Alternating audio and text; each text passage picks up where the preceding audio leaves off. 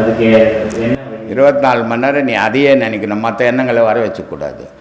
ஏற்கனவே 1000 எண்ணம் உனக்குள்ளே இருக்குது. இப்போ அதெல்லாம் வெளியே போகணும்னு சொன்னால் உன்னுடைய மனசை முதல்ல சுத்தப்படுத்தணும். இது சுத்தப்படுத்துறதுக்கு கிட்டத்தட்ட ஒரு 6 மாதம் 1 வருஷம் ஆகிடும். ஏன்னா ஒரே நாளில் ஒரு எத்தனையோ கோடி வருஷமாக பிறந்து வளர்ந்து எண்ணங்களை உருவாக்கி வச்சுன்னுக்கிறேன்.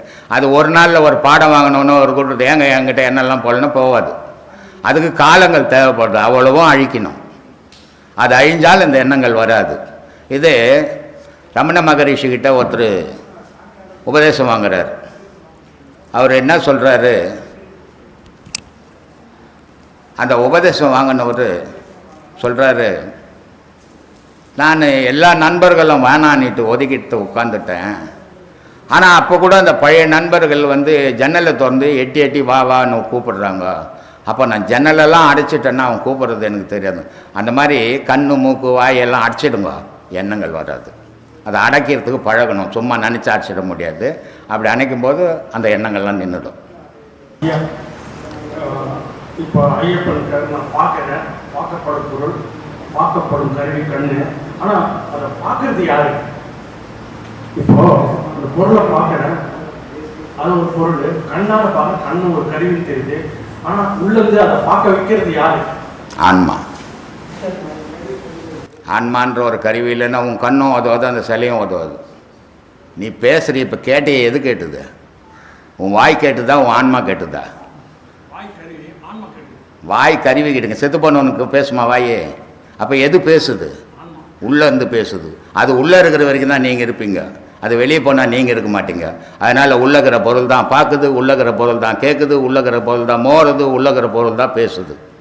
இந்த உடம்புல கல்லீரல் நிறைய இருக்கு. இந்த ஃபேக்டரி இயக்குவது யார்? ஆன்மா. முப்பொருளாக இருந்து இயங்குது. மூச்சு, ஜீவன், ஆன்மா 3 பொருளாக இருந்து இயங்குது. ஒரு பொருளாக இயக்க முடியாது. அதை அந்த ஆன்மாவை பார்க்க முடியுமா? பார்க்க முடியாது அவ்வளோ சீக்கிரம். வயசு இல்லை உங்களுக்கு. 10 வயசில் வந்திருந்தால் பார்த்துடலாம். என்ன வயசு உங்களுக்கு? இனிமேல் எங்கே பார்க்குறது? ஏதோ முடிஞ்ச வரைக்கும் அடுத்த வாட்டியாவது பார்க்கறதுக்கு பயிற்சி பண்ணணும். அப்போ அடுத்த வாட்டி பார்க்கலாம். இல்லை இப்போ பார்க்க முடியாதுன்னு சொல்லிட்டாரு, நம்மளுக்கு வேணான்னா இதோட காலத்துக்கும் பார்க்க முடியாது, எந்த காலத்துலையும் பார்க்க முடியாது போடுங்க. அதனால் ஜாக்கிரதை செய்யுங்க. பிரம்மஸ்ரீ யோகி நித்யானந்த சுவாமிகளின் குரு உபதேசங்களை கேட்டிருப்பீர்கள், பயனடைவீர்கள் என்று நம்புகின்றோம். உங்களை நீங்களே ஆத்ம விசாரணை செய்து கொள்ளுங்கள். இது போன்ற குருஜியின் பல அற்புத உரைகள் தொடர்ந்து உங்களுக்கு வரும். அதற்காக இந்த சேனலை சப்ஸ்கிரைப் செய்யாதவர்கள் சப்ஸ்கிரைப் செய்யுங்கள். மற்றவர்களுக்கும் பயனளிக்கும் வண்ணம் ஷேர் பண்ணுங்கள், லைக் பண்ணுங்கள். ஆத்ம வணக்கம். ஆண்களுக்கு விந்து ஏற்றி கொண்டு போகிறோம். அதே போல பெண்கள் கூட அது பெண்கள் எப்படி பிறந்தாங்க? பெண்கள் சும்மா மண்ணை பொச்சு வச்சாங்க. எல்லாருக்கும் 2 பேருக்குமே விந்து உனக்கு, அவங்களுக்கு அதே விந்துக்கு பேர் சுரோனிதன் பேர். 2 பேருக்கும் இருக்கிறதால தான் ஒரு குழந்தைய வரும். ஒருத்தர் விந்து வச்சுக்கலாம், குழந்தை வந்துடாது. நியூட்ரல் பேஸ் மட்டும் தான் லைட் எரியாது. நியூட்ரலும் ஒன்றும். நியூட்ரல் பொம்பளை, பேஸ் ஆம்பளை. அதனால தான் ஆம்பளை வம்சத்தில் கொல்லி போடணும். அதனால் 2 பேருக்கிட்டும் சக்தி இருக்குது. நம்மக்கிட்ட தான் சக்தி, நான் தான் எல்லாம் நினைக்கக்கூடாது. பெண்ணு இல்லைன்னா ஆணுன்றவனே ஒருத்தர் இருக்க மாட்டான். ஆண் இல்லைன்னா பெண்ணுன்றவள ஒருத்தருக்கு உபயோகப்பட மாட்டான். அதனால் உலகத்தில் ஆணும் பெண்ணும் சக்தியும் சிவம்னு அதுக்கு தான் வச்சுக்குது. அதனால் 2 பொருளும் சமமான பொருள் தான். ஆணை அடிமைப்படுத்தி பெண்ணு வாழறதோ, பெண்ணை அடிமைப்படுத்தி ஆண் வாழறதோ 2மே சரியான வாழ்வே கிடையாது. அது அடிமை வாழ்வு. அந்த மாதிரி வாழக்கூடாது. உங்ககிட்ட இருக்கிற சக்தி பெண்ணுக்கிட்ட உங்குது, பெண்ணுக்கிட்ட இருக்கிற சக்தி. ஆனால் உன்னை விட பெண்ணுக்கிட்ட சாமர்த்தியம் ஜாஸ்தி. நீ 2 குழந்தை பேத்துட்டு உன் பொண்டாட்டி செத்து போச்சுன்னா அந்த 2 குழந்தைய உருப்படியாக காப்பாற்றவே முடியாது உன்னால். ஆனால் நீ செத்து போட்டின்னா உன் பொண்டாட்டி அழகாக காப்பாற்றிடுவோம் அதை. அப்போ உன்னை விட சாமர்த்தியசாலி பெண்ணு. அதனால் யாருக்கிட்டும் எல்லாருக்கும் ஒரு சமமான எண்ணம் தான். எல்லாம் இருக்குதுப்பா. உடல் உனக்கு எங்கே நீ வச்சுக்கிற உடல் ஏது உனக்கு? பெண் கொடுத்த உடல் தான். ஆண் கொடுத்தது உயிர் தானே. அப்போ உடல் யார் கொடுத்தது? உடல் இல்லை, அந்த பெண்ணு உடல் கொடுக்கலன்னா உன் உயிர் அதில் தங்குமா? அதனால 2 அவசியம், 2 பேரும் அவசியம். சரி சார், இப்போ நம்ம ஏத்துறேன்னு சொல்றீங்க. அது மேலே ஏறி போயிட்டு அது என்ன பண்ணுது? அதெல்லாம் அவ்வளோ சீக்கிரத்தில் நீ தெரிஞ்சுக்க முடியாது. உபதேசம்லாம் வாங்கி உச்சத்துக்கு வா. அப்போ கேளு அந்த கேள்வியை. சும்மா 1ஆம் கிளாஸ்ல MA புக்கு போட்டாத. அப்படி போனீங்கன்னா ஒன்றுமே புரிஞ்சுக்க மாட்டீங்க. ஒன்றா படி. ஒரே நேரத்தில் படிச்சுன்னா மூளைக்கே எட்டாது. அது சொல்லுங்க. இந்த பழமொழி ஒன்று சொல்லுவாங்க, சும்மா வந்த மாட்டை நிலாவில் கட்டி ஓட்ட அப்படின்னு சொல்லுவாங்க. இவனுடைய மாடை இருந்ததுன்னா 2 ஓட்டு ஓட்டிட்டு கட்டி தீனி போட்டு தண்ணி வச்சு கட்டிடுவான். ஓசியில் பக்கத்து வீட்டுக்கார மாட்டை கொஞ்சம் வேலைக்கு எடுத்து போறேன்னா இஷ்டத்துக்கு ஓட்டுவானோ ராத்திரிக்கெல்லாம். அந்த மாதிரி நீ ஓட்டாத என்ன? எதை தெரிஞ்சுக்கணுமோ அதை தெரிஞ்சுக்க, எப்போ தெரிஞ்சுக்கணுமோ அதை தெரிஞ்சுக்கங்க. எல்லாத்தையும் ஒரே நேரத்தில் தெரிஞ்சா எதுவுமே தெரியாத போடுவீங்க.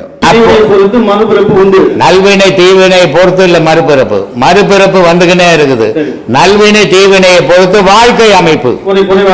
இப்போ நீங்க நல்லா பிறந்திருக்கிறீங்க, கை காலெல்லாம் நல்லா இருக்குது.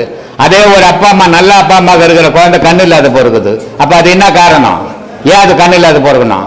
நல்ல அப்பா அம்மாவுக்கு கால் இல்லாத நொண்டியா பிறகுது ஒரு குழந்தை, அது ஏன் பிறக்கணும்? இதுதான் நல்வினை தீவினை அடையாளம். நல்வினை தீவினைன்றது கடையில் விற்கிற பொருள் மாதிரி எடுத்து வாங்கி வந்து காட்ட முடியாது.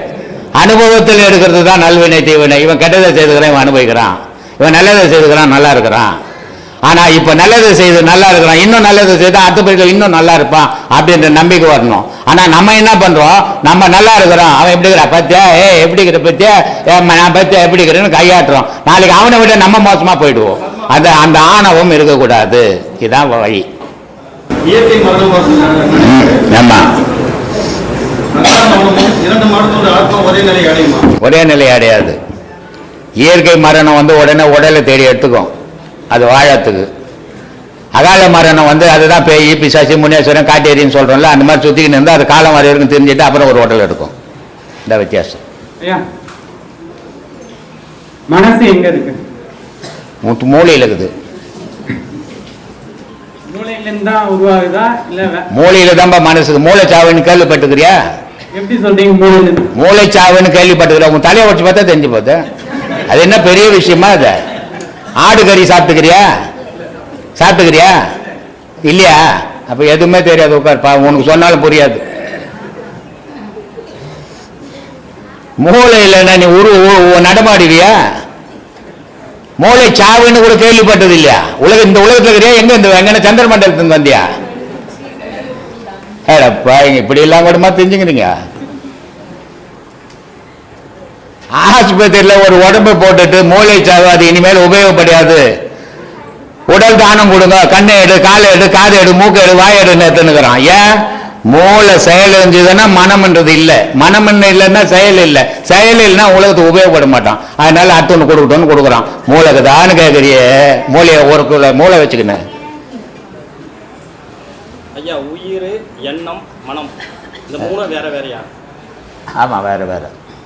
சரி, பாவம் செய்யறது எண்ணமா, ஆத்மாவா, உயிரா? எண்ணம். உப்பு தினம் தண்ணி குடிக்கணும்னு சொல்றாங்க. ஆமா, பாவம் செய்தா துன்பத்தை எண்ணம் தான் பாவம் செய்யுது. ஆமா. அப்ப ஏன் ஆத்மா மறுபிறவிக்கு தண்டனை வருது? இப்ப இந்த சாகும்போது என்ன ஆகுது? நான் ஏற்கனவே நெட்ல நீங்க இன்னும் முழுசா பார்க்கலன்னு நினைக்கிறேன். பார்த்துருந்தீங்கன்னா சொல்லியிருப்பீங்க. நான் ஏற்கனவே சொல்லியிருப்பேன். நம்ம 3 பேர் சேர்றோம், ஒரு இடத்துக்கு போறோம், ஒரு புறம்போக்கு இடம் மடக்கு போறோம். நான் போய் என் கண்ணுக்கு எட்டப்பட்ட இடம், எனக்கு நல்லா இருக்கிற இடம் நான் மடிப்பேன். உனக்கு பிடிச்ச இடம், உன் கண்ணுக்கு பட்ட இடத்த நீ மடிப்ப. அவருக்கு பிடிச்ச இடம் அவர் போய் மடிப்பார். இப்போ நம்ம 3 பேர் இங்கே 3 இடத்துல தான் இருக்கிறோம். ஆனால் 3 பேர் இந்த இடத்த விட்டு போகும்போது ஒன்றா தான் போகும். அது மாதிரி உடலுக்குள்ள உயிர்னு ஒன்று தனியாக இயங்குது, ஜீவன்ற விந்து தனியாக இயங்குது, ஆன்மான்ற ஒரு சப்தம் தனியாக இயங்குது. இது உடலை விட்டு வெளியேறும்போது இந்த முப்பொருளும் ஒன்றா ஐக்கியமாகி போகுது. ஐக்கியமாகும் போது நீ செய்த தப்பு, நான் செய்த தப்பையோ அவர் அனுபவிச்சுன்னுக்கிறார். இதை எங்கேயாவது போய் தள்ளணும், தள்ளத்துக்காக உடல் எடுக்குது, தள்ள முடியல, திருப்பி சேர்ந்துக்குது. இதுதான் நடந்தது. ரொம்ப பெரிய விஷயத்தெல்லாம் ஆராயாதீங்க, சின்ன விஷயத்தை யோசித்தீங்களாலே விடை கட்சிடும் உங்களுக்கு. இப்போ இவ்வளோ ஜனம் இருக்கிறோம் இங்கே, இதனால இந்த இடத்துல பயம் இல்லை. ஒரு ராத்திரி 12 மணிக்கு இங்கே பௌர்ணமி இல்லாதனால இந்த பக்கம் வரவே முடியாது ஒரு ஆள் கூட, இல்லையா? சரி, இது ஒரு ஊர் தானே, இது ஒரு இடம் தானே, அது அங்கே போய் படுத்துக்கணும். என்ன ஏன் படுக்க முடியல? மனுஷன் தானே, நமக்கு 6 அறிவுக்குது, எல்லாமே தெரியுமே நமக்கு. படுக்கலையே, ஏன் படுக்கல? ஓரறிவு, அரை அறிவு, காலறிவு, புல்லறிவுன்ற ஜீவனுங்க ரோட்டில் படுத்துங்க எடுக்குது. என்ன காரணம்? அது ஏன் படுக்குது? அதுக்கும் உயிர் இருக்குது, நமக்கும் உயிர் இருக்குது. ஆனால் அது தைரியமாக படுக்குது. நம்ம 50 லட்சம் போட்டு வீட்டை கட்டிட்டு நமக்கு தேவையான படியெல்லாம் அலங்காரம் பண்ணி வச்சுட்டு ஓண்டியா படுக்க மாட்டோம். கூட ஒரு நாயான பண்ணா தான் அந்த வீட்டில் படுக்கிறோம். என்னடா மனுஷன் நீ? ஆனா பெருமையா பேசுங்கிற உன்னை பத்தி சொல்ல சிந்திச்சு பாருங்க தெரியும். ஏன்? இதுக்கு என்ன காரணம்? அதுக்கு உயிர் இருக்குது, எண்ணம் இல்லை. உனக்கு உயிரும் எண்ணமும் இருக்குது. 10 யோசிக்கிற பாம்பு வருமா, தேல் வருமா, பூதம் வருமா, பிசாசு வருமானு யோசிச்சுக்கிற. அதனால உன்னால படுக்க முடியல. அதுக்கு அந்த யோசனை இல்லை படுத்துங்குது. இதுதான் வித்தியாசம். புரிஞ்சிச்சா? இந்த எண்ணம் தான் மனுஷனை பயன்படுத்துது. இந்த எண்ணம் தான் மனுஷனை தைரியமாக்குது. இந்த எண்ணம் தான் ஒரு செயலை உருவாக்குது. இந்த எண்ணம் தான் அழிக்குது. எல்லாத்துக்கும் அடிப்படை எண்ணம். எண்ணம் இல்லைன்னா செயல் இல்லை. ஜிஹெச் ஹாஸ்பிட்டலில் நடந்த சம்பவத்தை ஒன்று பேசியிருப்பேன், நெட்டில் வந்துருக்கும் இல்லையா? ஹாஸ்பிட்டலில் இந்த டாக்டர் பசங்க விளையாட்டுத்தனமாக பேசி ஒரு உயிரியை கொண்டுட்டாங்க. இதுக்கு என்ன காரணம்? ஃபேஷனை விட 10 நோய் எவ்வளோ பேர் தைரியம் சலிப்பார் இல்லை? அப்போது அவனுக்கு அந்த எண்ணம் தாக்கும் போது தான் அவன் அடிபட்டு போயிடுறான். அதுக்கு எல்லா ஜீவராசிக்கும் உயிர் இருக்குது, ஆனால் எண்ணங்கள் இல்லை, கற்பனை கிடையாது. மனுஷனுக்கு மட்டும்தான் கற்பனை. இல்லாததெல்லாம் இருக்கிற மாதிரி ஆக்குவான், இருக்கிறதெல்லாம் இல்லாத மாதிரி ஆக்குவான். அதனால இந்த மனுஷனுக்கு இந்த பயமும் தைரியமும் மாறி மாறி வாழறான். 10 பேர் இருந்தால் ஒரு தைரியம், யாரும் இல்லைன்னா பயம். அப்போ இவன் நம்பி வாழவே இல்லை. 10 பேரை நம்பியே வாழ்ந்துன்னு. ஆனால் இவன் சொல்றான், நான் தனித்து வாழ்வங்க. ரொம்ப நல்லா சொல்லுவான். ஒன்றுமே முடியாது. தனித்து உலகத்தில் ஒரு மனிதனால கூட வாழ முடியாது. ஜீவராசியால் வாழ முடியும், ஆனால் மனிதனால் வாழ முடியாது. ஏன்னா மனுஷனுக்கு மானம், ஈனம், சூடு, சொர்ணம் இத்தனைங்குது. இத்தனையும் மறைக்கிறதுக்கு அத்தனை பேரும் தேவை இல்லையா? ஒரு பஞ்சு இல்லைன்னா துணி வராது. துணி தயார் பண்ணுறோம், நூல் தயார் பண்ணுறோம் இல்லைன்னா துணி கிடைக்காது. துணி இருந்தாலும் தையக்காரன் எல்லாம் போட்டுக்க முடியாது. அப்போ மான மரியாதைலாம் கப்பல் ஏறிடும். அப்போ இவ்வளோ பேர் தயவுதாட்சின்னு தேவைப்படுது. ஒரு விவசாயம் இல்லைன்னா நம்மளே விவசாயம் பண்ணி சாப்பிட முடியாது. எல்லாத்துக்கும் எல்லாரும் உதவியும் தேவைப்படுது. அதனால தான் திருவள்ளுவன் சொன்னான், நைனா இப்படியே வாழறது இல்லடா, வாழ்க்கை மடை மாறி வாழ்றான். அதனால சொன்னான், வாழ்க்கை பெருங்கடல் நீந்துவார் நீந்தார் இறைவன் அடி சேரான்ட்டார். அவர் என்னமா கடவுளை பற்றி பேசலன்னு எல்லாரும் சொல்லுவாங்க. கடவுளுக்கு பேர் தான் குறிப்பிடல, ஆனால் கடவுள் இருக்கிறாருன்னு அவரும் சொல்றாரு. அப்போ இந்த கடவுளை எப்படி அடையணும்னா, கடலுன்ற வயிறு இருக்குது, வயிறு இருந்து கடல். மனுஷனுடைய வயிற்றுல தண்ணி இல்லைன்னா உயிர் இருக்காது அவனுக்கு. இந்த சாணத்தில் கேஸ் தயார் பண்ணுவாங்க தெரியுமா? ஒரு தொட்டி கட்டி அதில் சாணியை கொட்டி தண்ணியை ஊற்றி நல்லா குழப்பி காற்று போகாமல் ஆக்குவாங்க. அப்போ தான் கேஸ் உருவாகும். இது ஒரு கடவுள் என்ற ஆண்டவன் நமக்கு ஒரு தொட்டி கட்டி வச்சுக்கிறான். உணவை போட்டு அதில் காயை போட்டு அதில் தண்ணியை போட்டு நல்லா குழப்பினா தான் மூச்சு வரும், கேஸ் வரும் இல்லையா? இதை தான் நம்ம நிர்மாதிசமாக நினச்சிருக்கிறோம். ஒன்றும் இல்லை, அந்த உருவாகிற கேஸ் தீர்ந்து போச்சுன்னா நம்ம காலி. இந்த உருவாகிறதுக்கு காரணமானது உணவு தானியம். எத்தனை கோடி கடவுள் இருந்தாலும் ஒரு மனுஷனை உணவு தானியம் இல்லாத காப்பாற்ற முடியாது. ஆனால் கடவுள் உணவு தானியம் தான் மனுஷனுக்கு. உணவுன்னு ஒன்று இல்லைன்னா எந்த கடவுளாலையும் எவனையும் காப்பாற்ற முடியாது. அப்போ அதனால தான் இந்த இந்துக்கள்ல ரொம்ப அருமையான ஒரு வழிபாடை வச்சாங்க. அது முட்டாள்தனமா அறிவாளித்தனமான ஆராய்ச்சியே தேவையில்லை. ஆடி மாதம் வந்துட்டுனா 5 கோயை ஒன்றா அறுத்து போட்டு கருப்பம் கொளுத்துவான் அம்பாளுக்கு நீட்டு இல்லை. ஆடி கிருத்திகை வந்துச்சுன்னா ஊரில் இருக்கிற கடலப்பருப்புலாம் வந்து வடை பாயசம் செய்துட்டு கவிச்சு இங்கே வரக்கூடாதுன்னு கும்பிட்டுட்டு அதுக்கும் கற்பூரம் கொளுத்துவான். அப்போ கவிச்சு சாப்பிட்டா வயிற்றுல போய் குத்துறது தானே துண்ணை, வயிற்றுல போய் குத்தணும் இல்லை அது கோழி, ஆனால் குத்தாது. அது உள்ளே போனால் தான் உனக்கு சத்து. அதே மாதிரி இந்த வடை பாயசம் போனால் தான் உனக்கு மூச்சு. அப்போ உணவு தான் கடவுள்ன்றத அதுக்கு கற்பூரம் கொளுத்தி சாப்பிட்டுங்கிறான். அதை முட்டாள்தனம்னு நம்ம சொல்லிங்கிறோம். அது இல்லைன்னா ஒரு ரூம்ல போட்டு 10 நாளைக்கு கடவுள் என்ன காப்பாற்றிடுவாருன்ட்டு 10 நாளைக்கு கடவுளே இல்லைடா சாப்பாடு தானே கடவுள்னு ஒருத்தனுக்கு ஒரு ரூம்ல போட்டு நல்லா சாப்பாடு கொடு. 2 பேர்ல யார் எழுந்து வரான்னு பாரு. 10வது நாளே ஒரு மூலம் தான் வைக்கணும். அவன் தடபுள்ளா எழுந்து போயினே இருப்பான். அப்போ மனித வாழ்வுக்கு எது அடிப்படைனா உணவு. உணவு தாயா உலகத்துல கடவுள். ஏமா ஓ 6 அறிவு என்னென்ன அறிவு கொஞ்சம் சொல்லுமா, எனக்கு தெரியலம்மா. இவ்வளோ பேர் இருக்கிறாங்க. நீ சொல்லி கொடுத்துட்டீன்னா இந்த மாதம் சொல்லல, நான் அடுத்த மாதம் வரவங்களுக்கு சொல்கிறேன். என்னென்ன அறிவு சொல்லுமா. அர்த்தம் தான் நம்ம கேட்டேன், அறிவை சொல்லலையம்மா. எனக்கு தெரியும், எனக்கு 6 அறிவு இல்லையம்மா. நானே 3 அறிவில் தானே சுற்றிங்கிறேன். ஏம்மா 3 அறிவில் தான் சுற்றிங்கிறேன். எனக்கு 6 அறிவு தெரியல. அந்தம்மா 6 அறிவு நான் சொன்னால் தெரியுன்னா நான் இவ்வளோ பேருக்கு சொல்லுவேன்ல, உலகமுள்ள போவேன் நான் நெட்டில் சொன்னேன்னா. மனுஷனுக்கு 2 அறிவு. அந்த 2 அறிவு எது எது கூட இருக்குது அப்படின்னா, மனத்து கூட ஒரு அறிவு இருக்குது, அதுக்கு பேர் சிற்றறிவுன்னு பேர். ஆன்மா கூட ஒரு அறிவு இருக்குது, அதுக்கு பேர் பேரறிவுன்னு பேர். அப்போது மனத்தினுடைய செயல்பாடுகள், சிற்றறிவினுடைய செயல்பாடுகள் நன்மை தீமை 2ஐயும் செய்யும். அதுதான் சிற்றறிவினுடைய இயல்பு. பேரறிவினுடைய இயல்பு என்னன்னா, நன்மை மட்டுமே செய்யும், அதான் பேரறிவினுடைய இயல்பு. அப்போ அந்த பேரறிவு ஆன்மா கூட இருக்கிறது பேரறிவு, மனத்து கூட இருக்கிறது சிற்றறிவு.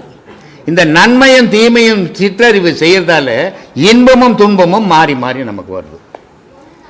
பேரறிவு நன்மையை மட்டும் செய்யறதால மகான்களுக்கு இன்பமும் இல்லை துன்பமும் இல்லை. இதுதான் வித்தியாசம் இல்லையா? பகுத்தறிவுன்றது உன் கண்ணு, பகுத்தறிவுன்றது உன் வாய், பகுத்தறிவுன்றது உன் பேச்சு. இவர் ஒரு ஒன்றுன்னாரு, நீ இவரை பார்த்துட்ட, இவர் சொன்னதை கேட்டுட்ட, இவர் நான் ஒன்றுன்னு சொல்கிறார், 2 ஆச்சே அப்படின்னு சொல்கிறது பகுத்தறிவு. பகுத்தறிவு இன்னொரு பொருள் இருக்குது. ஒரு அறிவு மனிதங்கிட்ட இயற்கையாக இருக்குது. பகுத்தறிவுன்றது இணைச்சிக்கிறது, இன்னொரு அறிவை இணைச்சிக்கிறது, அதான் படிப்பு, கல்வி அறிவுன்னு பேர் அதுக்கு. அந்த அறிவை இணைக்கும் போது நீ 1ன்னு சிந்திச்சதை படித்ததால் 5ன்னு சிந்திக்கிற. அந்த 5ன்னு சிந்திக்கிறது பகுத்தறிவு, 1ன்னுது இயற்கையான அறிவு. அறிவை அறிவால் அறிந்தே அறியும் அறிவுதனில். எத்தனை அறிவு சொல்லுங்க? சொல்கிறாரு, எனக்கு அறிவுக்குது நான் எதை ஒன்றா பேசலான்னு பேசக்கூடாதுரா. உன் அறிவை கொண்டு உன் அறிவியே நீ ஆராய்ஞ்சு உன் அறிவியே சரியா பேசுதா சரியா பேசலையா நீ ஆராயிடான்றார். அதனால் சொல்கிறாரு பத்திரகிரியே, அறிவை அறிவால் ஆராய்ந்தே அறியும் அறிவுதனில் பிரிவுபடா நில்லாமல் பிடித்திருப்பது எக்காலம். ஏன் அறிவாலேயே ஆராய்ஞ்சு என் அறிவு செய்தது சரியா தப்பா என் அறிவுன்னுட்டு அதிலேருந்து விலகி நிற்காமல் அதிலேயே ஒன்றி இருப்பது எந்த காலம்? ஏன்னா நிறைய பேர் அறிவாளி, ஆனால் திடீர்னு அறிவை விட்டு விலகிடுவாங்க. அவர் அவ்வளோ பெரிய மகான் என்ன சொல்கிறாரு, என் அறிவுலேருந்து நான் எந்த நிலையிலும் விலகி போயிடக்கூடாது, அதோடவே ஒன்றி வாழணுன்றார். ஆனால் அது எத்தனை பேரால் முடியும்? இந்த மாதிரி பல விஷயங்களில் நம்ம ஆராய வேண்டியது இருக்குது. இந்த 16 பாடலில் வால்மீகி அப்படின்றவர் இந்த ஞானம் என்ன அப்படின்னு ரொம்ப தெளிவாக சொல்லிடுவார். அதுக்கு மேலே ஒரு விளக்கமே தர தேவையில்லை. புரிஞ்சவங்களுக்கு, புரியாதவங்களுக்கு ஆயிரக்கணக்கான விளக்கம் கொடுத்தாலும் புரிய போகிறதே இல்லை. அதனால் சொல்கிறார், சுவாமி சிவானந்த பரமஹம்சர் சித்த வித்தை கற்றுறோம், கடவுளை காட்டுறது உண்மை சாமி. எங்கே இருக்கிறாரு அவர்? சொல்கிறாங்க எங்கே இருக்கிறாருன்ற சுவாமி சிவானந்த பரமஹம்சர்னு ஒருத்தர் எங்கே இருக்கிறாரு அப்படின்னு ஒருத்தர் இல்லையே. அவருடைய அமைப்பு இருக்கு. சரி சரி, கடவுளை காட்டுவாங்கன்றாங்க. கடவுளையா? அவர் பார்க்குறாரு பாரு. முதல்ல கடவுள் என்னப்பா, கத்திரிக்காய் முருங்காப்பா? ஏதோ ஒரு யோகம் மாரி கொடுத்துருவாங்க. இந்த பொம்பளைங்க சாமி ஆடுவாங்க தெரியுமா? பம்பாச்சா பிம் பிம் பிம் பிம் பிம்னு அடிச்சான்னா தக்க தக்க தக்க தக்க தக்கன்னு ஆடுவான். சாமி நான் ரேஷன் கார்டில் விற்கிற பொருள் அது வாங்கி இவங்க தள்ளி வச்சு நாடினுக்கிறதுக்கு அவங்க யோகம் முறை சொல்லி தருவாங்க. அதை பயன்படுத்திங்கன்னா அது நடவடிக்கை கிரமம் இருக்கு. ஏதோ புக்கு ஒன்று படிக்கணும், சித்த வித்தை அதெல்லாம் அதானே? அப்படி சொல்றாங்க. அதான் சித்த வித்தை தான் ஒரு புக்கு, சிவானந்த புக்கு, வேற ஒன்றும் கிடையாது. சொல்லு. அது சொல்றாங்க உண்மையா பொய்யா நோக்கிறதுக்கு. ஏன் அவரை கேள்வி வந்துட்டு எனக்கு அடுத்த மாதம் வந்து சொல்லு. ஏன்னா நான் கூட இன்னும் கடவுளை பார்க்கல, அவர் கூட போய் நான் பார்க்குறேன். எதுக்கு இதெல்லாம்? உலகத்தில் ஏமாத்தத்துக்கு ஒரு அளவே இல்லையா? உன் மூச்சியே உன்னால காட்ட முடியாதுன்னா கடவுளை எத்தனை வந்து காட்டுறியா நீ? எங்கேயா இருக்கிறாரு கடவுள்? எங்க இருக்கிறாரு கடவுள்? அவர் காட்டுறதுக்கு எங்கன்னா கோயிலில் போய் சிலையை காட்டுறதா கடவுளை காட்டுறதா? மூச்சு பயிர் சொல்லி கொடுத்தா கடவுளை பார்த்துருப்ப. இப்போ உனக்கு மூச்சு இல்லையா? அப்புறம் ஏன் கடவுளை பார்க்கல நீ? அவர் என்ன சொல்லி கொடுக்குதா? தானா நான் பிறந்தது சாவர இருக்கு நடக்குது. இந்த மாதிரி ஏமாத்தினாதான் கூட்டம் கூடும். அதை தான் நம்பிக்கைன்னு போறதுக்கு ஆள் இருக்குது. அதனால அவன் சொல்லிங்கிறான் அவன் மேல தப்பு கிடையாது. நம்ம ஆளுங்க பண்ற தப்பு. உடனே என்ன பண்றான், ஒரே நாள்ல ஒண்ணுமே பண்ண தேவையில்ல, ஒரு 50,000 கொடுத்துட்டு கடவுளை பார்த்துட்டு வீட்டுக்கு வந்துடலான்னு போறான். நிறைய பண மோசடி நடக்குதுன்னு சொல்றாங்க. ஆமா பண்ணுவான்டா. பண்ண மாட்டேன். கடவுளை காட்டுறேன் உனக்கு துட்டுல சும்மா காட்டுவான். பைத்தியமா அவனுக்கு என்னப்பா எவ்வளவு பெரிய விஷயம். உலகத்துல யாரும் காட்ட முடியாத அவன் காட்டுறான்னா பணம் கொடுக்கணுவா? வீடு கீடு வித்து குத்துட்டு பார்த்துட்டு வந்துடணும். வந்து பிச்சை எடுக்கணும் ரோடா. இதான் கடவுள் வழிபாடு. ஏன்பா ஏன் இப்படிதான் யாராலும் 99% இப்படி சுத்திங்கிறாங்க. இது அவன் நல்ல பையன். நான் போனேன் இதில் கூட சொல்லியிருப்பேன். உண்மையான பொருள் ஒருத்தன் விற்பான், எந்த ஆடம்பரமும் இருக்காது, ஆனால் போய் வாங்க மாட்டான். நம்மால் பொம்பளைங்க போய் வாங்க மாட்டாங்க. நல்ல 4 லேடிஸை போட்டு டூப்ளிகேட் பொருள் எல்லாம் விற்றா ஜனம் லைனில் நின்று வாங்குவாங்க. அது மாதிரி கதை அன்னைக்கு ஆன்மீகம் திப்பிங் கிடக்குது ஊரெல்லாம். சிவானந்தான்ற ஒரு வடகரையில் இருந்தார். கேரளால ஒரு கான்ஸ்டேபிளா இருந்தார். வடகரை என்ற ஊர்ல கோழிக்கோடு கண்ணாண்ட. அவர் இறந்துட்டார். அவருடைய கலை நீர் நெருப்பு காற்று இந்த 3 கலை தான் அவருது. அவர் சொல்லி கொடுத்தது கதி அப்படின்னே சொல்லி கொடுத்தாரு. இவங்க அத்த வாசின்னு மாத்திக்கினாங்க. இவரு கேட்கிறாரு, யாரு கேட்கிறாரு? வள்ளலார் கேட்கிறாரு, வாசி வாசி என்று பேசுகின்றார், வாசி என்ன பேச கண்டார்ன்றான். ஏன்னா இவனுக்கு வாசின்னா என்னன்னு தெரியல. வாசின்னா ஊதுன்னு ஒரு அர்த்தங்க தெரியுமா? இந்த கல்யாணத்தில் போனா நாதசாரம் ஊதுவாங்க தெரியுமா? வாசிப்பா வாசிப்பான்னுவாங்க. அந்த வாசின்னு நினச்சிக்கிறான் இவன். இது அந்த வாசி இல்லை. வாசினா வாசி வாசி சிவாசி. வாசினா கடவுள் ஆயிட்டேன்னு அர்த்தம். அதனால இதை எதுவா அவன் சொல்றான், அதை நம்பின்னு போயும் போறான். நமக்கு என்ன போச்சு, கேட்டு போச்சு. நம்ம ஏன் அவனை பத்தி பேசி கிடக்கணும்? நம்மளை பத்தி பேசணும், நம்மளை பத்தி தெரியணும், நம்ம கலையை பத்தி யோசிக்கணும். ஊர்ல இருக்கிறவெல்லாம் யோசித்தோம்னா நம்ம மறந்துடுவோம். முதல்ல ஊர்ல இருக்கிறவனை பார்க்கறத நிறுத்திக்குங்க. ஐயா, ஆத்மா மறுபிறவி இதனுடைய உண்மை நிலையை அறியது எப்படி? அதான் சொன்னேன். உண்மை நிலையை அறியணும்னா உலகம் உன் கண்ணிலேருந்து மறையணும். உன் கண்ணில் உலகம் மறையிற மாதிரி நீ நடக்கணும். நடந்தால் உலகம் மறைஞ்சிடும். அப்போ ஆத்மா தெரியும், நீ தெரியுவ. ஒரு மனுஷன் நீ யாருக்கிட்டோ ஒரு நாள் பேசியிருப்ப அவங்ககிட்ட, ஆனால் அவனுடைய முகம் நீ கண் மூடி நினச்சின்னா உன் கண் எதிர வந்து நிற்கும். ஆனால் நீ பிறந்ததுலேருந்து சாகிற வரைக்கும் உன் முகத்தை எத்தனாயிரம் முறை பார்த்தேன்னு உன்னாலேயே சொல்ல முடியாது. 10,000 முறை பார்த்துருக்குற. ஆனால் கண்ணை மூடிக்கினா உன் முகம் மட்டும் தெரியாது. உன் புள்ள முகம் தெரியும், உங்கள் அப்பா முகம் தெரியும், உங்கள் அம்மா முகம் தெரியும், உன் பொண்டாட்டி முகம் தெரியும், உன் பேரம்பயத்து முகம் கூட தெரியும். ஏன் ஏன் உன்னையே நீ பார்க்க முடியாது? நீ வாழ்ந்தான்னா செத்தா என்னாயா? உன்னை நீ எப்போ பார்க்கறியோ அப்போதான் நீ முழு மனுஷன். அது வரைக்கும் அரை மனுஷன்தான். ஆனால் 1000 கதை சொல்லுவேன், ஏமாத்துவேன். நான் 6 அறிவுன்னுவேன், எனக்கு 12 அறிவுன்னுவேன், எத்தவனா என் வாயில் வந்து சொல்லுவேன். ஆனால் நிஜம் இல்லை. நிஜம் எப்போ தன்னை தான் அறியணும் அப்போதான் நான் நிஜம் 6 அறிவு மனுஷன். அது வரைக்கும் 6 அறிவு மனுஷனே கிடையாது. நான் சொல்லினுக்கிற வார்த்தைகள் நான் சொல்கிறேன் நீ எடுத்துக்கோ, நான் சொல்கிறேன் சரியாக சொல்லிங்கிறேன் எடுத்துக்கோ, கிடையவே கிடையாது. ஒருபோதும் நான் அப்படி சொல்லவே மாட்டேன். எனக்கு தெரிஞ்சதை நான் சொல்லிங்கிறேன், நீ சிந்திச்சு பார்த்துக்கோ. சரியா தப்பான்னு தேர்ந்தெடுத்துக்கிறது உன் வேலை, என் வேலை இல்லை. நான் சொன்னேன் நீ எடுத்துக்கோ நான் சொல்ல மாட்டேன், சொன்னதும் கிடையாது. ஏன்னா அது தேவையும் எனக்கு கிடையாது. நீ சிந்திச்சு பாரு. 100 பேர் 100 வார்த்தைகள் இருக்குது. 100 வார்த்தையில் எது சரியாகுது எது சரியில்லைன்னு சிந்திச்சு பாரு. சும்மா மண்ணை பற்றி வச்சாங்க. எல்லாருக்கும் 2 பேருக்குமே விந்து உனக்கு, அவங்களுக்கு அதே விந்துக்கு பேர் சுரோனிதன் பேர். 2 பேருக்கும் இருக்கிறதால தான் ஒரு குழந்தைய வரும். ஒருத்தர் விந்து வச்சுக்கலாம் குழந்தை வந்துடாது. நியூட்ரல் பேஸ் மட்டும் தான் லைட் எரியாது. நியூட்ரலும் ஒன்றும். நியூட்ரல் பொம்பளை, பேஸ் ஆம்பளை. அதனால தான் ஆம்பளை வம்சத்தில் கொல்லி போடணும். அதனால 2 பேருக்கிட்டும் சக்தி இருக்குது. நம்ம கிட்ட தான் சக்தி. நான் தான் எல்லாம் நினைக்கக்கூடாது. பெண் இல்லைன்னா ஆண்ன்றவனே ஒருத்தர் இருக்க மாட்டான். ஆண் இல்லைன்னா பெண்ணுன்றவளும் ஒருத்தருக்கு உபயோகப்பட மாட்டான். அதனால் உலகத்தில் ஆணும் பெண்ணும் சக்தியும் சிவம்னு அதுக்கு தான் வச்சுக்குது. அதனால் ரெண்டு பொருளும் சமமான பொருள் தான். ஆணை அடிமைப்படுத்தி பெண்ணு வாழறதோ, பெண்ணை அடிமைப்படுத்தி ஆண் வாழறதோ ரெண்டுமே சரியான வாழ்வே கிடையாது. அது அடிமை வாழ்வு. அந்த மாதிரி வாழக்கூடாது. உங்ககிட்ட இருக்கிற சக்தி பெண்ணுக்கிட்ட உங்குது, பெண்ணுக்கிட்ட இருக்கிற சக்தி. ஆனால் உன்னை விட பெண்ணுக்கிட்ட சாமர்த்தியம் ஜாஸ்தி. நீ 2 குழந்தை பெற்றுட்டு உன் பொண்டாட்டி செத்து போச்சுன்னா அந்த 2 குழந்தைய உருப்படியாக காப்பாற்றவே முடியாது உன்னால.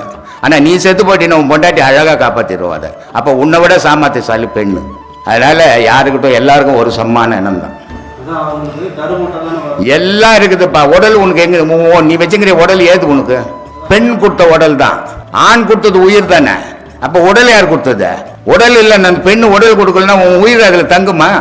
அதனால ரெண்டும் அவசியம், 2 பேரும் அவசியம். சரி சார், இப்போ நம்ம ஏற்றம்னு சொல்றீங்க, அது மேலே ஏறி போயிட்டு அது என்ன பண்ணுறது? அதெல்லாம் அவ்வளோ சீக்கிரத்தில் நீ தெரிஞ்சுக்க முடியாது. உபதேசம்லாம் வாங்கி உச்சத்துக்கு வா. அப்போ கேளு அந்த கேள்வியை. சும்மா 1ஆம் கிளாஸ்ல MA புக்கு போட்டாத. அப்படி போனீங்கன்னா ஒன்றுமே புரிஞ்சுக்க மாட்டீங்க. ஒன்றா படி. ஒரே நேரத்தில் படிச்சீங்கன்னா மூளைக்கே எட்டாது. அது இந்த பழமொழி ஒன்று சொல்லுவாங்க, சும்மா வந்த மாட்டை நிலாவில் கட்டி ஓட்ட அப்படின்னு சொல்லுவாங்க. இவனுடைய மாடை இருந்ததுன்னா 2 ஓட்டு ஓட்டிட்டு கட்டி தீனி போட்டு தண்ணி வச்சு கட்டிடுவான். ஓசியில் பக்கத்து வீட்டுக்கார மாட்டை கொஞ்சம் வேலைக்கு எடுத்து போறேன்னா இஷ்டத்துக்கு ஓட்டுவானோ ராத்திரிக்கெல்லாம். அந்த மாதிரி நீ ஓட்டாத என்ன? எதை தெரிஞ்சுக்கணுமோ அதை தெரிஞ்சுக்க, எப்போ தெரிஞ்சுக்கணுமோ அதை தெரிஞ்சுக்கங்க. எல்லாத்தையும் ஒரே நேரத்தில் தெரிஞ்சுன்னா எதுவுமே தெரியாத போடுவீங்க.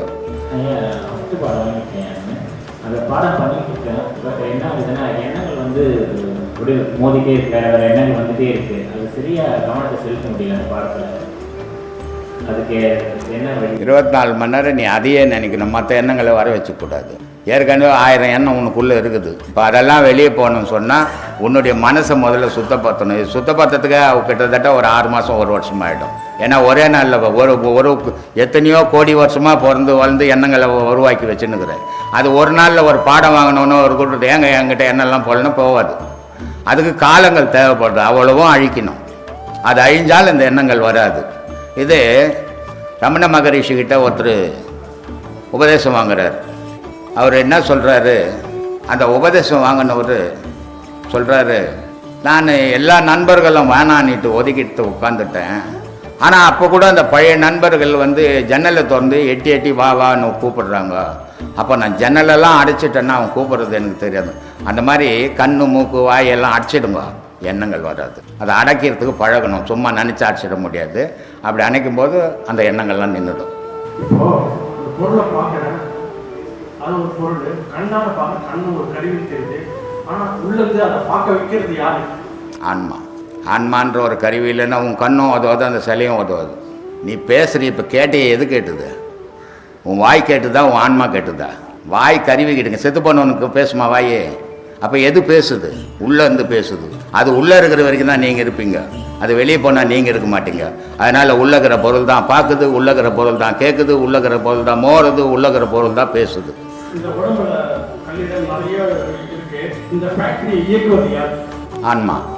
முப்பொருளாக இருந்து இயங்குது. மூச்சு, ஜீவன், ஆன்மா 3 பொருளாக இருந்து இயங்குது. ஒரு பொருளாக ஏற்க முடியாது. அதை பார்க்க முடியாது அவ்வளோ சீக்கிரம். வயசு இல்லை உங்களுக்கு. 10 வயசில் வந்திருந்தால் பார்த்துடலாம். என்ன வயசு உங்களுக்கு? இனிமேல் எங்கே பார்க்குறது? ஏதோ முடிஞ்ச வரைக்கும் அடுத்த வாட்டியாவது பார்க்கறதுக்கு பயிற்சி பண்ணணும்.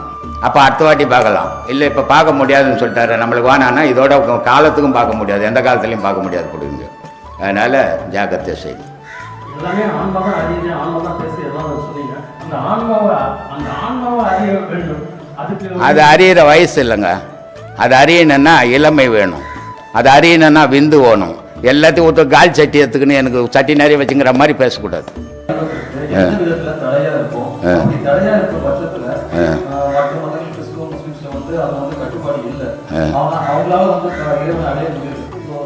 எவனாலுமே இறைவன் அடைய முடியாதுங்க. அசைவம் சாப்பிட்றதால பிராமணன் எல்லாம் அசைவம் சாப்பிடாதுக்கிற, அதனால இறைவன் அடைஞ்சிடுவானா? அசைவம் சாப்பிட்றதும் சைவம் சாப்பிட்றதும் எதுக்காகன்னா உன்னுடைய மனக்கட்டுப்பாட்டுக்கு தான். மூர்க்கத்தனம் வரக்கூடாதுன்றதுக்கு தான். அதனால இறைவனை அடைஞ்சிட முடியாது. இறைவனை அடையணும்னா உன் மனம் இறைவனை நாடணும். உலகத்தை நாடக்கூடாது, தொழில் செய்யக்கூடாது, நீ பொண்டாட்டி புள்ளிக்குட்டியை பார்க்கக்கூடாது. கடவுள் தான் கதின்னு வாழ்ந்தீங்கன்னா இறைவன் அடையலாம், இல்லைன்னா அடைய முடியாது. இந்த மனம் அன்புக்கு ஏங்குது. ஏன்னா செய்ததெல்லாம் தூரம் நல்லா தெரியுது, ஆனா அன்பு கேக்குது. ஆனா அன்பு காட்ட ஒரு பையன் ஆள் இருக்காதுங்க. கண்ணு போன பிறகு சூரிய நமஸ்காரம்னு சொல்றாங்க தெரியுமா? வாழுங்காலத்தில் வாழாம வாழ்க்கையை பாழ் பண்ணிட்டு சாவுங்காலத்தில் வாழ்க்கை தேடும் போது கிடைக்காது. அந்த மாதிரி கதை உங்க கதை. அதனால இனிமேல் இருக்கிறத வச்சுன்னு வாழ்ந்துட்டு போங்க. நினைப்பு தான் காரணம். நினைவு தான்ப்பா பயத்துக்கு அடிப்படை. சைக்கிள் முதல்ல சைக்கிள் கற்றுக்கிறான் தெரியுமா? சைக்கிள் கற்றுக்கிறான்ல, எத்தனை நேரத்தில் ஓடுறான். அவனை ஒரு ஆள் புஷ்னு ஓட்ட வேண்டியதாகுது இல்லைன்னா ஊந்துடுறான் கீழே. அப்புறமா சைக்கிள் ஓட்ட அவன் தெரிஞ்சுக்கின பிறகு என்ன ஆகுது? முதல்ல ஏன் ஊந்தான், இப்போ மட்டும் ஏன் விழாம ஓட்டுறான்? பழக்கம் இல்லை, பயம். ஓட்டுறதுக்கு முன்னே நம்ம யார் மேலே ஏற்றிடுமோ, எங்கே போய் இடிச்சிடுமோ, எங்கே ஊந்துடுமோன்ற பயம் வந்துடுச்சு. அதனால ஊந்து ஏந்துக்கிறான். ஓட்ட தெரிஞ்சுக்கின பிறகு நம்ம யார் மேலே எடுக்க மாட்டோம், எதுலேயும் மாட்ட மாட்டோம், தைரியம் வந்துடுச்சு. அப்போ ஓட்டினாக்கிறான். அது மாதிரி மனசை தைரியப்படும். பெண்கள் எப்படி பிறந்தாங்க? பெண்கள் வந்து சும்மா மண்ணை பொச்சு வச்சாங்க. எல்லாருக்கும் 2 பேருக்குமே விந்து உனக்கு, அவங்களுக்கு அதே விந்துக்கு பேர் சுரோனிதன் பேர். 2 பேருக்கும் இருக்கிறதால தான் ஒரு குழந்தைய வரும். ஒருத்தர் விந்து வச்சுக்கலாம் குழந்தை வந்துடாது. நியூட்ரல் பேஸ் மட்டும் தான் லைட் எரியாது. நியூட்ரலும் ஒன்றும். நியூட்ரல் பொம்பளை, பேஸ் ஆம்பளை. அதனால தான் ஆம்பளை வம்சத்தில் கொல்லி போடணும். அதனால 2 பேருக்கிட்டும் சக்தி இருக்குது. நம்ம கிட்ட தான் சக்தி. நான் தான் எல்லாம் நினைக்கக்கூடாது. பெண் இல்லைன்னா ஆணுன்றவனே ஒருத்தர் இருக்க மாட்டான். ஆண் இல்லைன்னா பெண்ணுன்றவளும் ஒருத்தருக்கு உபயோகப்பட மாட்டான். அதனால உலகத்தில் ஆணும் பெண்ணும் சக்தியும் சிவம்னு அதுக்கு தான் வச்சுக்குது. அதனால 2 பொருளும் சமமான பொருள் தான். ஆணை அடிமைப்படுத்தி பெண்ணு வாழறதோ, பெண்ணை அடிமைப்படுத்தி ஆண் வாழறதோ 2மே சரியான வாழ்வே கிடையாது. அது அடிமை வாழ்வு. அந்த மாதிரி வாழக்கூடாது. உங்ககிட்ட இருக்கிற சக்தி பெண்ணுக்கிட்ட உங்குது, பெண்ணுக்கிட்ட இருக்கிற சக்தி. ஆனால் உன்னை விட பெண்ணுக்கிட்ட சாமர்த்தியம் ஜாஸ்தி. நீ 2 குழந்தை பெற்றுட்டு உன் பொண்டாட்டி செத்து போச்சுன்னா அந்த 2 குழந்தைய உருப்படியாக காப்பாற்றவே முடியாது உன்னால. ஆனால் நீ செத்து போட்டின்னா உன் பொண்டாட்டி அழகாக காப்பாற்றிடுவாத. அப்போ உன்னை விட சாமர்த்தியசாலி பெண்ணு. அதனால யாருக்கிட்டும் எல்லாருக்கும் ஒரு சமமான எண்ணம் தான். எல்லாம் இருக்குதுப்பா. உடல் உனக்கு எங்க நீ வச்சுக்கிற உடல் ஏது உனக்கு? பெண் கொடுத்த உடல் தான். ஆண் கொடுத்தது உயிர் தானே. அப்போ உடல் யார் கொடுத்தது? உடல் இல்லை, அந்த பெண்ணு உடல் கொடுக்கலன்னா உன் உயிர் அதில் தங்குமா?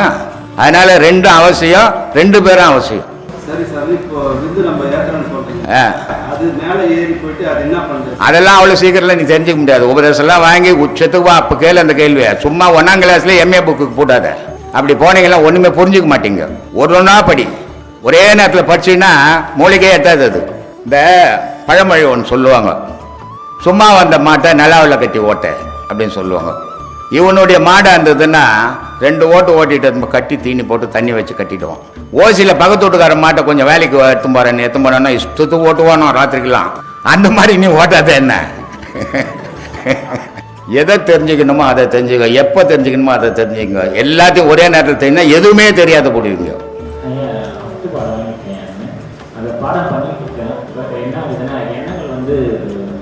மோதிட்டே இருக்கு, வேற எண்ணங்கள் வந்துட்டே இருக்கு. அது சரியா கவனத்தை செலுத்த முடியல அந்த பாடத்துல. அதுக்கு என்ன வழி? 24 மணி நேரம் நீ அதையே நினைக்கணும், மற்ற எண்ணங்களை வர வச்சுக்கூடாது. ஏற்கனவே 1000 எண்ணம் உனக்குள்ளே இருக்குது. இப்போ அதெல்லாம் வெளியே போகணும்னு சொன்னால் உன்னுடைய மனசை முதல்ல சுத்தப்படுத்தணும். இது சுத்தப்படுத்துறதுக்கு கிட்டத்தட்ட ஒரு 6 மாதம் 1 வருஷம் ஆகிடும். ஏன்னா ஒரே நாளில் ஒரு எத்தனையோ கோடி வருஷமாக பிறந்து வளர்ந்து எண்ணங்களை உருவாக்கி வச்சுன்னுக்கிறேன். அது ஒரு நாளில் ஒரு பாடம் வாங்கணுன்னு ஒரு கூட்டு என்கிட்ட எண்ணெல்லாம் போடணும் போகாது. அதுக்கு காலங்கள் தேவைப்படுது. அவ்வளவும் அழிக்கணும். அது அழிஞ்சால் இந்த எண்ணங்கள் வராது. இது ரமண மகரிஷிக்கிட்ட ஒருத்தர் உபதேசம் வாங்குறார். அவர் என்ன சொல்கிறாரு, அந்த உபதேசம் வாங்கினவர் சொல்கிறாரு, நான் எல்லா நண்பர்களும் வேணான்னுட்டு ஒதுக்கிட்டு உட்காந்துட்டேன். ஆனால் அப்போ கூட அந்த பழைய நண்பர்கள் ஜன்னலை திறந்து எட்டி வான்னு கூப்பிடுறாங்க. அப்போ நான் ஜன்னலெல்லாம் அடைச்சிட்டேன்னா அவன் கூப்பிட்றது எனக்கு தெரியாது. அந்த மாதிரி கண்ணு மூக்கு வாயெல்லாம் அடைச்சிடுங்க, எண்ணங்கள் வராது. அதை அடைக்கிறதுக்கு பழகணும். சும்மா நினச்சி அடைச்சிட முடியாது. அப்படி அணைக்கும் போது அந்த எண்ணங்கள்லாம் நின்றுடும். இப்போ ஒரு பொருளை பார்க்குறேன், அது ஒரு பொருள். கண்ணால் பார்க்க கண்ணு ஒரு கருவி தெரியுது. ஆனால் உள்ளது அதை பார்க்க வைக்கிறது யாரு? ஆன்மா. ஆன்மான்ற ஒரு கருவி இல்லைன்னா உன் கண்ணும் உதவாது, அந்த சிலையும் உதவாது. நீ பேசுகிற இப்போ கேட்டையே எது கேட்டுது? உன் வாய் கேட்டுதா, உன் ஆன்மா கேட்டுதா? வாய் கருவி கேட்டுங்க. செத்து போனவனுக்கு பேசுமா வாயே? அப்போ எது பேசுது? உள்ளேருந்து பேசுது. அது உள்ளே இருக்கிற வரைக்கும் தான் நீங்கள் இருப்பீங்க. அது வெளியே போனால் நீங்கள் இருக்க மாட்டீங்க. அதனால் உள்ளகிற பொருள் தான் பார்க்குது, உள்ளகிற பொருள் தான் கேட்குது, உள்ளகிற பொருள் தான் மோறுது, உள்ளகிற பொருள் தான் பேசுது. இந்த உடம்புல கல்லீரல் நிறைய இருக்கு. இந்த ஃபேக்டரியை இயக்குவது யார்? ஆன்மா. முப்பொருளாக இருந்து இயங்குது. மூச்சு, ஜீவன், ஆன்மா 3 பொருளாக இருந்து எங்குது, ஒரு பொருளாக ஏற்க முடியாது. அது அந்த ஆன்மாவை பார்க்க முடியுமா? பார்க்க முடியாது அவ்வளோ சீக்கிரம். வயசு இல்லை உங்களுக்கு. 10 வயசில் வந்திருந்தால் பார்த்துடலாம். என்ன வயசு உங்களுக்கு? இனிமேல் எங்கே பார்க்குறது? ஏதோ முடிஞ்ச வரைக்கும் அடுத்த வாட்டியாவது பார்க்கறதுக்கு பயிற்சி பண்ணணும். அப்போ அடுத்த வாட்டி பார்க்கலாம். இல்லை இப்போ பார்க்க முடியாதுன்னு சொல்லிட்டாரு, நம்மளுக்கு வேணான்னா இதோட காலத்துக்கும் பார்க்க முடியாது, எந்த காலத்துலையும் பார்க்க முடியாது கொடுங்க. அதனால் ஜாக்கிரதை செய்யுங்க. எல்லாமே ஆன்மா தான் அறியுது, ஆன்மா தான் பேசி எல்லாம் சொன்னீங்க. அந்த ஆன்மாவை அறிய வேண்டும். அது அறியிற வயசு இல்லைங்க. அது அறியணுன்னா இளமை வேணும். அது அறியணுன்னா விந்து வேணும். எல்லாத்தையும் ஒருத்தர் கால் சட்டி எடுத்துக்குன்னு எனக்கு சட்டி நிறைய வச்சுங்கிற மாதிரி பேசக்கூடாது.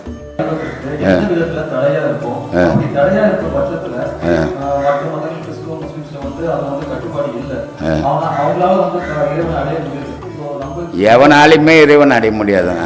அசைவம் சாப்பிட்றதால பிராமணன் எல்லாம் அசைவம் சாப்பிடாதுக்கிறா, அதனால இறைவன் அடைஞ்சிடுவானா? அசைவம் சாப்பிட்றதும் சைவம் சாப்பிட்றதும் எதுக்காகன்னா உன்னுடைய மனக்கட்டுப்பாட்டுக்கு தான், மூர்க்கத்தனம் வரக்கூடாதுன்றதுக்கு தான். அதனால இறைவனை அடைஞ்சிட முடியாது. இறைவனை அடையணும்னா உன் மனம் இறைவனை நாடணும், உலகத்தை நாடக்கூடாது, தொழில் செய்யக்கூடாது, நீ பொண்டாட்டி புள்ளுக்குட்டியை பார்க்கக்கூடாது. கடவுள் தான் கதின்னு வாழ்ந்தீங்கன்னா இறைவன் அடையலாம், இல்லைன்னா அடைய முடியாது. இந்த மனம் அன்புக்கு ஏங்குது. ஏன்னா செய்ததெல்லாம் தூரம் நல்லா தெரியுது, ஆனால் அன்புக்கு ஏங்குது. ஆனால் அன்பு காட்ட ஒரு பையன் ஆள் இருக்காதுங்க. கண்ணு போன பிறகு சூரிய நமஸ்காரம்னு சொல்கிறாங்க தெரியுமா?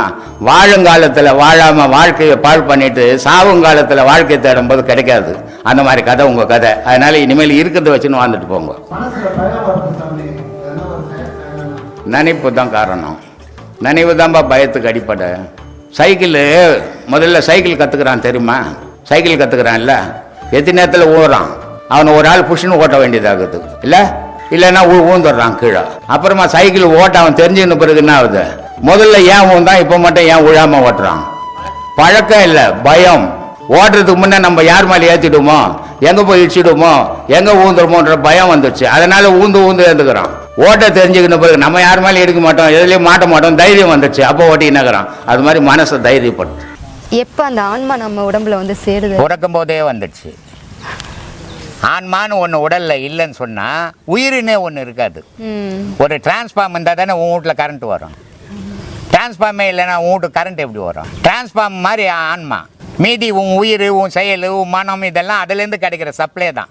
அது எப்போ வெளியே போதோ இதெல்லாம் சேர்ந்து போயிடும், நீ படுக்க தான்.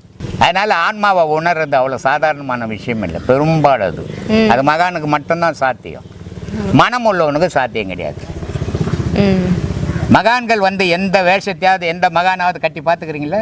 வேஷம் கட்டி பார்க்க முடியாது. ஏன்னா அவன் வந்து கடவுளுக்காக வாழ்ந்தவன். அவனுக்கு வந்து எந்த வேஷமும் தேவை கிடையாது. அவன் உடலே வீணுன்னு இருக்கிறான். ஆனால் உலகத்தில் வேஷம் போட்டுக்கின்னு நான் ஞானி, நான் கோணின்னு வாழறவனுக்கு எல்லா வேஷமும் தேவை. தெருக்கூத்து மாதிரி ஆடுவான். ரமணர் இருந்தார், ஒரே ஒரு கோமணம் கட்டி இருந்தார். அவர் சொல்கிறாரு, எவ்வளோ பெரிய மகான், எவ்வளோ பெரிய தத்துவத்தை சொல்கிறாரு பாரு. இந்த கோமணம் கட்டிங்கிறது எனக்கு பெரும் பாரமாக இருக்குதுப்பா. ஆனால் இந்த ஊருக்காக நான் கட்ட வேண்டியதாக இருக்குது. ஏன்னா உடலே பொய்ன்னு ஆச்சே, அப்புறம் நீ போடுற வேஷமாக மையாக போகுது. உன் உடலையே கடவுள் விரும்பலையே, நீ போடுற வேஷத்தையே கடவுள் விரும்ப போகிறான். யோசிக்க வேணா கொஞ்சமாவது. ஆனால் யோசிக்கல. ஏன்னா ஊர் பார்க்கணும் இவனை. ஊர் பார்த்து இவர் ஒரு சாமியார், இவர் ஒரு ஞானி, இவர் ஒரு மகானு அப்படின்னு ஊர் சொல்கிறதுக்காக வாழறான சவர உண்மைக்காக வாழலை. உண்மைக்காக வாழாதால கடவுளுக்கு அவனுக்கு சம்பந்தமே இல்லாமல் போயிடுது. கடவுளுக்காக வாழினா உன் ஆன்மா மட்டும்தான் சாட்சியை தவிர உன் உடலே பொய்யா போத, மண்ணு துண்ண போத. நீ எவ்வளோதான் கொழுன்னு வளர்த்தினா கூட அப்படிப்பட்ட உடலையே ஏற்றுக்கலையே, உன் உடலுக்கு மேலே போடுற வேட்சத்தை இறைவன் ஏற்றுப்பான். யோசிக்க வேணா நம்ம கொஞ்சமாண்ணா.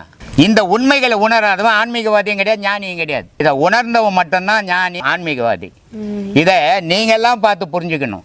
ரொம்ப நல்ல பதில் ஐயா. இதில் எங்களுடைய ஒரு பெரிய சேலஞ்ச் என்னன்னா, இந்த மாதிரி மக்களை எப்படி ஐடென்டிஃபை பண்ணுறதுன்னு எங்களுக்கு தெரியல. அதை எப்படி நாங்கள் உணர்ந்துக்கிறது? இல்லை போலியா இல்லை தெரிஞ்சுக்கலாம், தாராளமாக தெரிஞ்சுக்கலாம். இது ஒன்றும் பெரிய விஷயமே கிடையாது. இப்போ ராமகிருஷ்ணர் இருந்தார் தெரியுமா? உலகம் ஃபுல்லாக இன்னைக்கு இருக்குது, அவருடைய மடம் இருக்குது. விவேகானந்தர் இருந்தார், வள்ளலார் இருந்தார், இல்லை ரமணர் இருந்தார். இவங்க தோற்றத்தில் பார்த்தீங்கன்னா இந்த மாதிரி ஒரு துண்டு போட்டுக்கின்னு தான் ராமகிருஷ்ணர் உட்காந்து நிற்பார், ஒரு துண்டு கட்டிக்கின்னு இருப்பார். ரமணர் பார்த்தீங்கன்னா ஒரு கோமணம் தான் கட்டின்னு இருப்பார். சேஷாத்திரி பார்த்தீங்கன்னா கீழே ஒரு துண்டு தான் கட்டின்னு நிற்பார். அப்போ இவங்களெல்லாம் பார்த்த உடனே தெரிஞ்சுக்கலாம் இவங்கெல்லாம் மகான்னு அப்படின்னு தெரிஞ்சுக்கலாம். இவ்வளோ மணி ஒரு 20,000 ரூபாய்க்கு கழுத்தில் மணி, ஒரு 40,000 ரூபாய்க்கு புடவை, வேஷ்டி, பட்டு வேஷ்டி இதெல்லாம் கட்டுறான்னா இவன் அஞ்ஞானி அப்படின்னு நீங்கள் முடிவு பண்ணிக்கலாம். இது ஒன்றும் பெரிய விஷயமே கிடையாது, தெரிஞ்சிக்க முடியாத விஷயம் ஒன்றும் கிடையாது. ஏன்னா மனிதனை எது அடையாளம் காட்டுறது? அவனுடைய தோற்றமும் அவனுடைய பேச்சும் அடையாளம் காட்டிடும். ஒன்று தோற்றம், ஒன்று பேச்சு. இது ரெண்டுமே மனுஷனை அடையாளம் காட்டுறான் இவன் எப்படிப்பட்டவன்னுட்டு இல்லையா? அவன் பேசும்போதே தெரிஞ்சுக்கலாம் இவன் ஞானி இவன் அஞ்ஞானின்னு தெரிஞ்சுக்கலாம். அவன் போட்டுக்கிற வேஷத்தை பார்த்த உடனே இவன் ஞானி அஞ்ஞானின்னு தெரிஞ்சுக்கலாம். இதில் ஒன்றும் பெரிய விஷயமே கஷ்டமே கிடையாது. நீங்கள் தான் இவ்வளோ பேரை வீடியோவில் பேட்டி எடுத்துன்னு வரீங்களே, உங்களுக்கு ஈஸியாக தெரிஞ்சிடுமே. இல்லைங்க, அப்படி பார்த்தா எப்படி பார்த்தாலும் எல்லா இடத்துலையும் ஒரு மக்கள் கூட்டம் இருக்கிறத எங்களால் காண முடியுது. ஸோ அதனால தான் அந்த கேள்வி எனக்கு மக்கள் கூட்டம் இருக்குமா? மக்கள் கூட்டம் எல்லா இடத்துலையும் இருக்கும். நீ எது பேசினாலும் மக்கள் கேட்கும், நான் எது பேசினாலும் மக்கள் கேட்கும், 2 பேரும் கத்தி எடுத்துன்னு வெட்டிக்கினாலும் மக்கள் பார்க்கும். மக்கள் எல்லாத்தையும் பார்ப்பான். ஆனால் அஞ்ஞானி பேச்சுக்கும் மெஞ்ஞானி பேச்சுக்கும் வித்தியாசப்படும். மக்கள் எடுத்துக்கிறானா எடுத்துக்கலையான்றதுல மெஞ்ஞானியினுடைய வேலை. உலகத்துக்கு சொல்ல வேண்டிய உண்மையை சொல்லணும் அவன். ஆனால் அஞ்ஞானி அப்படி கிடையாது, மக்கள் எடுத்துக்கணும், அதுக்காக அவன் பேசுவான். இப்போ நான்லாம் வந்து மக்களுக்காக நான் பேசுகிறதே கிடையாது. ஏன்னா மக்கள் எடுக்க மாட்டான். உண்மை அவனுக்கு கசக்கும், உண்மை அவனுக்கு கஷ்டமாக இருக்கும். ஆனால் யாரோ ஒருத்தன் எடுப்பான். அந்த ஒருத்தனுக்காக என்னுடைய பேச்சு இருக்கட்டும், உலகத்துக்காக இருக்க வேணாம். உலகம் எடுக்கட்டும், எடுக்க பண்ண போட்டோமே. ஆனால் நான் உலகத்துக்காக மக்கள் எடுத்துக்கணும்னு நான் எப்பவுமே இது வரைக்கும் பேசுனதே கிடையாது, பேசவும் மாட்டேன் எப்பவுமே. சொல்லுமா. நன்றி ஐயா. எனக்குள்ளே எழுந்த ஒரு கேள்வி. கேளுமா. ஸோ இன்றைய காலகட்டத்தில் நிறைய ஞானிகள் இருக்காங்க. ஸோ ஞானிகள் வந்துட்டு அவங்க சொல்கிறாங்க நான் தான் கடவுள் அப்படின்லாம் சொல்கிறாங்க. அப்போவே நீ அஞ்ஞானின்னு முடிவு பண்ணணும். அந்த மாதிரி யாராலையும் பிறக்க முடியாதுங்களா ஐயா? சொல்ல முடியுமாம்மா? சொல்ல முடியுமா? கடவுள்னு ஒருத்தன் உலகத்தில் இருக்கிறானா? யார் பார்த்தது கடவுளை? யார் பார்த்தது? யாராவது பார்த்த உண்டா? இங்கே பார்த்தவன் இங்கே இருப்பானா? பார்த்தவன் நான் தான், இன்னொரு பொருள் இருக்குதா நான் கடவுள்னு சொல்லுவேனா? எங்கள் அப்பா இருக்கும்போது நான் தான் அப்பான்னு சொல்லுவேனா? அப்படி சொல்கிறான் நான் உண்மையான அப்பனா இருப்பானா? எல்லாம் யோசிக்கணும் நம்ம. ஏன்னா நான் கடவுள் யாருக்கு? எனக்கு. நீ கடவுள் யாருக்கு? உனக்கு. நீ எனக்கு கடவுள் இல்லை, நான் உனக்கு கடவுள் இல்லை. அவன் தான் மனுஷன். நான் பல வீடியோக்களில் சொல்லிக்கிறேன், மனிதனுடைய உடலில் தான் கடவுள் இயங்குறான். ஆனால் அதை தேடி கண்டுபிடிக்கணும், கொஞ்சம் சிரமம் தான், கண்டுபிடிங்க அப்படின்னு சொல்லியிருப்பேன். கடவுள் உனக்குள்ளே இருக்கிறான். நீ அறியாமையே நான் தான் கடவுள் நான் தான் கடவுள் செத்துப்பா போறீ. நீ எங்கடா கடவுள்? கடவுள்ன்றது அழியா பொருள். அத்தை போய் உனக்கு கூட சேர்த்துக்கிறியே. நாரி போகும்போது 4 நாள் இருந்து அவன் போனோம். நீ கடவுளாக முடியுமா? கடவுள் என்ற பொருள் என்ன பொருள்? அது ஒரு பெரும் பேரொளி. அதுக்கு ஜாதி கிடையாது, மதம் கிடையாது, இனம் கிடையாது, குலம் கிடையாது, கோத்திரம் கிடையாது. எல்லாத்தையும் அது படைச்சது, எல்லாத்தையும் அதுக்குள்ள இழுத்துக்குது. அதுதான் கடவுள். உன்னால உன் குடும்பத்துக்கே ஒன்றும் செய்ய முடியாது, நீ போய் கடவுள் என்று எப்படிற நியாயம்? இது பொய் பிரச்சாரம்னு பேருமா. அதுக்கு தேவையில்லாத தன்னையே மிகைப்படுத்திக்கிறது. அப்போ ஒன்று ஆரம்பத்திலே சொல்கிறேன் உங்களுக்கு, எவன் ஒருத்தன் தன்னை பெருமைக்காக பேசுகிறானோ அவன் ஒரிஜினல் இல்லை, டூப்ளிகேட்டுன்னு தெரிஞ்சுடுங்க, போலின்னு முடிவு பண்ணிவிடுங்க. தன்னை எவன் ஒருத்தன் முக்கியத்துவம் கொடுக்கலையோ அவன் உண்மையானவன் தெரிஞ்சுடுங்க. ஏன்னா உண்மையானவன் வந்து தனக்கு முக்கியத்துவம் கொடுக்கவே மாட்டான். ஏன்னா அவனுக்கு தெரியும் நம்ம அழிஞ்சிட போகிறோம், நம்ம ஒன்றும் இங்கே நிரந்தரமாக வாழ்ந்துட போகிறது இல்லைன்னு தெரியும். அப்போ அவனுக்கு அவன் முக்கியத்துவம் கொடுக்க மாட்டான். அவனுக்கு முக்கியத்துவமான பொருள் இறைவன் ஒண்டி தான். போலிகளுக்கு இறைவனை பற்றி கவலை இல்லை, அவனை பற்றி தான் கவலை. அதை பார்க்கும்போது நீங்கள் அதை ப்ரூவ் பண்ணிக்கலாம். நீங்கள் அது ஒன்றும் பெரிய கஷ்டம் இல்லை. சரி.